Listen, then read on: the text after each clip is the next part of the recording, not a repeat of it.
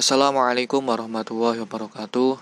Alhamdulillahirrabbilalamin. Wassalatu wassalamu ala asrofil anbiya'i wal mursalin wa ala alihi washabihi ajmain, amma ba'd. Pada kesempatan kali ini kami dari kelompok 9 ingin mempresentasikan sekaligus memimpin jalannya diskusi pada pagi hari ini.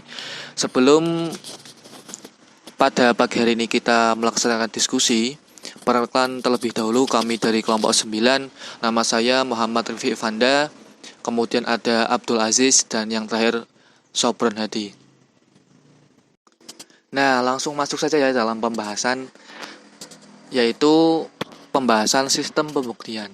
Nah, teman-teman, sebelum kita masuk ke dalam pembahasan sistem pembuktian, pasti kita tentunya harus mengetahui apa sih itu pengertian sistem pembuktian. Sistem pembuktian merupakan pengaturan tentang cara macam-macam alat bukti yang boleh dipergunakan, penguraian alat bukti, dan dengan cara-cara bagaimana alat bukti itu dipergunakan, serta cara bagaimana hakim harus membentuk keyakinan di depan sidang pengadilan. Nah, di dalam hukum acara pidana itu sendiri mengenal beberapa teori pembuktian yang menjadi pegangan hakim dalam melakukan pemeriksaan di sidang pengadilan. Nah, lalu apa saja macam-macam teori pembuktian atau sistem pembuktian?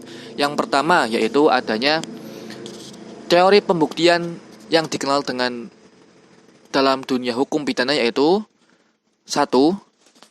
Conviction in time atau teori pembuktian berdasarkan keyakinan hakim semata-mata.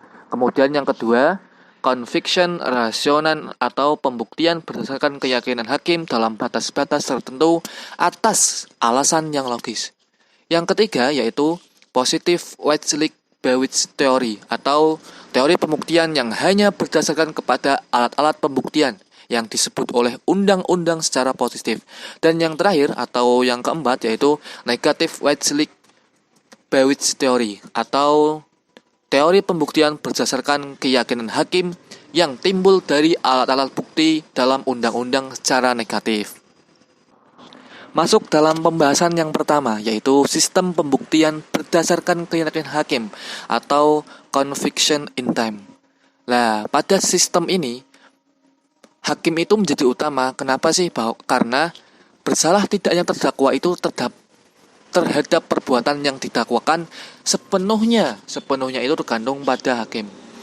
Pemeriksaan di pengadilan bukan untuk mencari alat bukti, akan tetapi untuk membentuk keyakinan hakim atas kesalahan terdakwa. Jadi di sini bersalah tidaknya terdakwa atau dipidana tidaknya terdakwa itu sepenuhnya tergantung pada keyakinan hakim, seperti itu. Kemudian sistem yang kedua yaitu teori pembuktian conviction rasional atau teori pembuktian berdasarkan keyakinan hakim dalam batas-batas tertentu atas alasan yang logis. Sistem ini merupakan suatu pembuktian yang memberikan pembatasan keyakinan seorang hakim haruslah berdasarkan alasan yang jelas. Di sini hakim wajib menguraikan dan menjelaskan atas setiap alasan-alasan yang mendasari keyakinan atas kesalahan seorang terdakwa. Nah, yang ketiga, positive Wadsworth-Bawitz theory atau teori pembuktian yang hanya berdasarkan kepada alat-alat pembuktian yang disebut oleh undang-undang secara positif. Di sini, untuk menentukan kesalahan seseorang, hakim harus mendasarkan kepada alat-alat bukti yang tersebut dalam undang-undang. Nah, jika alat-alat bukti tersebut telah terpenuhi, hakim sudah cukup beralasan untuk menjatuhkan putusannya tanpa harus timbul keyakinan terlebih dahulu atas kebenaran alat bukti yang ada. Nah, dan yang terakhir nih teman-teman, yaitu sistem pembuktian negatif Wadsworth-Bawitz theory atau teori pembuktian berdasarkan keyakinan hakim yang timbul dari alat-alat bukti dalam undang-undang secara negatif. Nah, ini merupakan pembuktian yang selain menggunakan alat bukti yang dicantumkan dalam undang-undang juga menggunakan keyakinan hakim, seperti itu. Lanjut kepada slide ketiga. Lalu bagaimana sih sistem pembuktian yang dianut di Indonesia? Nah, sistem pembuktian yang dianut di Indonesia adalah sistem pembuktian berdasarkan undang-undang secara negatif atau yang tadi sudah saya jelaskan pada nomor keempat. Nah, hal tersebut dapat disimpulkan dari pasal 183 Kitab Undang-Undang Hukum Acara Pidana yang berbunyi, hakim tidak boleh menjatuhkan pidana kepada seseorang kecuali apabila dengan kurangnya dua alat bukti yang sah ia memulai keyakinan bahwa suatu tindakan pidana benar-benar terjadi dan bahwa terdakwalah yang bersalah melakukannya. Seperti itu. Dilanjutkan ke pembahasan selanjutnya, yaitu alat bukti dan kekuatan pembuktian.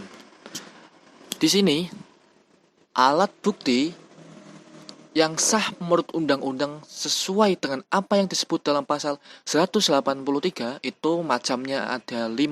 Yang pertama yaitu keterangan saksi. Apa sih keterangan saksi itu? Bahwa alat bukti yang paling utama dalam perkara pidana itu merupakan alat bukti keterangan saksi. Hampir semua pembuktian perkara pidana selalu berdasar kepada pemeriksaan keterangan saksi. Yang kedua, alat bukti yaitu keterangan ahli. Keterangan ahli ialah keterangan yang diberikan seorang ahli yang memiliki keahlian khusus tentang masalah yang diperlukan penjelasannya dalam suatu perkara pidana yang diperiksa atau yang sedang diperiksa. Lalu apa maksud dari keterangan saksi dari ahli? Nah, agar pidana yang sedang diperiksa menjadi terang demi untuk menyelesaikan pemeriksaan perkara yang sedang yang bersangkutan. Yang nomor 3 yaitu surat. Menurut ketentuan, surat yang dapat dinilai sebagai alat bukti yang sah menurut undang-undang adalah surat yang dibuat atas sumpah jabatan atau surat yang dikuatkan dengan sumpah. Nomor 4 yaitu petunjuk. Petunjuk adalah perbuatan, kejadian, atau keadaan yang karena persuasinya baik antara yang satu dengan yang lain maupun dengan tindak pidana itu sendiri, menandakan bahwa telah terjadi suatu tindak pidana dan siapa pelakunya.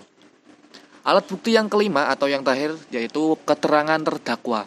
Keterangan terdakwa yang dirumuskan pada pasal 189 ayat 1 pada pasal 189 yaitu pengertian keterangan terdakwa sebagai alat bukti, yaitu keterangan terdakwa ialah apa yang terdakwa nyatakan. Jadi terdakwa itu menyatakan di dalam sidang tentang perbuatan yang ia lakukan atau yang diketahui sendiri atau dialami sendiri.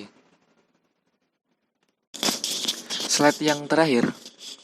Jadi hakim mempunyai keyakinan atas kebenaran alat bukti yang ada. Maksud alat bukti yang ada berupa keterangan saksi, keterangan ahli, surat, petunjuk maupun keterangan terdakwa itu harus diyakini hakim berkaitan dengan peristiwa atau kejahatan yang sudah terjadi atau berkas-berkas perkara yang ada. Oleh karena itu, kekuatan pembuktian alat bukti petunjuk harus didasari pengamatan hakim untuk menilai persesuaian antara fakta-fakta yang ada dengan tindak pidana yang didakwakan dan juga persesuaian antara alat bukti. Artinya, dapat disimpulkan bahwa sekurang-kurangnya harus ada 2 petunjuk untuk mendapat alat bukti. Nah, mungkin itu saja, cukup sekian yang dapat kelompok kami jelaskan. Kurang lebihnya mohon maaf. Terima kasih. Wabillahi taufiq wal hidayah. Wassalamualaikum warahmatullahi wabarakatuh. Selanjutnya, silakan bagi teman-teman bisa bertanya melalui Google Classroom dengan waktu yang telah disediakan.